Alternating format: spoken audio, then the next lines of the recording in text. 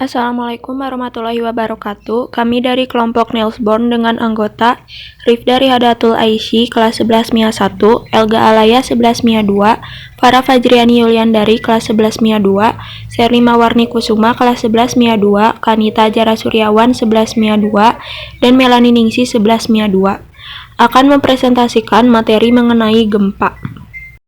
Pertanyaan pertama, apa yang dimaksud dengan gempa?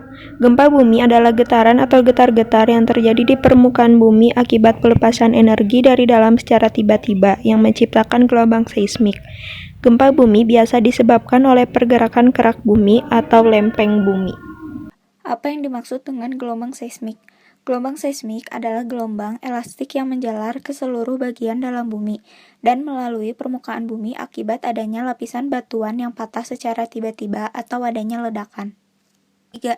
Jelaskan dua macam gelombang seismik, gelombang S dan gelombang P. 1. Gelombang P atau primer wave merupakan gelombang longitudinal di mana arah pergerakan partikel akan searah dengan arah rambat gelombang. Kecepatan gelombang P dapat mencapai 4-6 km per detik, tergantung dari sifat batuan yang dilaluinya. 2. Gelombang S atau secondary wave merupakan gelombang transversal di mana arah pergerakan partikel akan tegak lurus dengan arah rambat gelombang. Kecepatan gelombang S ini dapat mencapai 3-4 km per detik, tidak bisa melewati media cair. Apa itu seismogram? Seismogram adalah rekaman gerakan tanah atau grafik aktivitas gempa bumi sebagai fungsi waktu yang dihasilkan oleh seismometer. Rekaman ini dapat dipergunakan salah satunya untuk menentukan magnitudo gempa tersebut. Gelombang manakah yang terekam pertama kali, gelombang S atau gelombang P? Gelombang yang terekam pertama kali adalah gelombang P, karena gelombang P merupakan gelombang seismik yang tercepat dan yang paling dulu sampai di lokasi gempa, dibandingkan dengan gelombang S yang kecepatannya lebih rendah. Berapa banyak stasiun seismik yang dibutuhkan untuk menentukan triangulasi epicentrum gempa bumi? Untuk menentukan triangulasi epicentrum gempa bumi membutuhkan 3 stasiun seismik. Apa yang akan Anda gunakan untuk menentukan jarak yang ditempuh gelombang dari asalnya ke stasiun itu?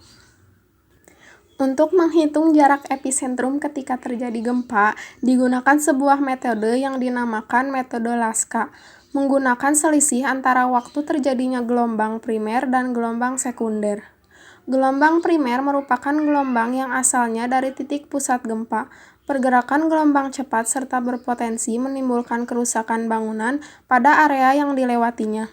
Sedangkan gelombang sekunder yaitu gelombang yang merambat dengan kecepatan yang lebih rendah dari gelombang primer.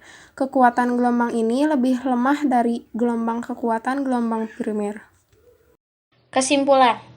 1. Berapa besar kekuatan gempa atau magnitudo yang kalian dapatkan? 8,8 skala Richter. 2. Apa nama gempa yang kalian hitung? Gempa bumi Chili tahun 2010. 3. Kapan itu terjadi? Gempa tersebut terjadi pada tanggal 27 Februari 2010 di lepas pantai Concepción, Chili. Gempa terasa hingga di ibu kota Chili, Santiago, dan beberapa kota di Argentina. 4. Berapa orang yang meninggal? Korban meninggal dunia akibat gempa ini melonjak menjadi 708 orang. Jumlah korban tewas dipastikan terus bertambah karena banyak laporan mengenai orang hilang. 5. Berapa banyak kerusakan properti yang diperkirakan? Gempa merusak sejumlah bangunan di ibu kota Santiago dan memutus aliran telepon dan listrik di beberapa bagian negara itu. Gempa bumi hari Sabtu merupakan gempa paling kuat yang mengguncang Chili dalam 50 tahun. Ibu kota Santiago termasuk kawasan yang mengalami kerusakan paling parah. Beberapa bangunan ambruk di ibu kota, termasuk gedung parkir berlantai 2 yang runtuh. Bandara Santiago ditutup selama 72 jam dan seluruh penerbangan dibatalkan hingga pemberitahuan lebih lanjut. Penerbangan dialihkan ke Bandara Mendoza di Argentina. Jadi, kesimpulan dari percobaan di atas adalah kita mendapat 8,8 skala Richter yang merupakan kekuatan dari gempa yang terjadi di Chili pada tanggal 27 Februari 2010. Gempa terjadi di lepas pantai Concepción, Chili. Gempa terasa hingga di ibu kota Chili, Santiago, dan beberapa kota di Argentina. Gempa tersebut mengakibatkan 708 orang meninggal dunia, dengan kerusakan pada sejumlah bangunan di ibu kota Santiago dan memutus aliran telepon dan listrik di beberapa negara. Gempa ini merupakan gempa yang paling kuat mengguncang Chili. Beberapa bangunan ambruk di ibu kota, termasuk gedung parkir berlantai 2 yang runtuh. Bandara Santiago ditutup selama 72 jam dan seluruh penerbangan dibatalkan hingga pemberitahuan lebih lanjut. Penerbangan dialihkan ke Bandara Mendoza di Argentina. Sekian dari kelompok kami, mohon maaf bila ada kesalahan. Wassalamualaikum warahmatullahi wabarakatuh.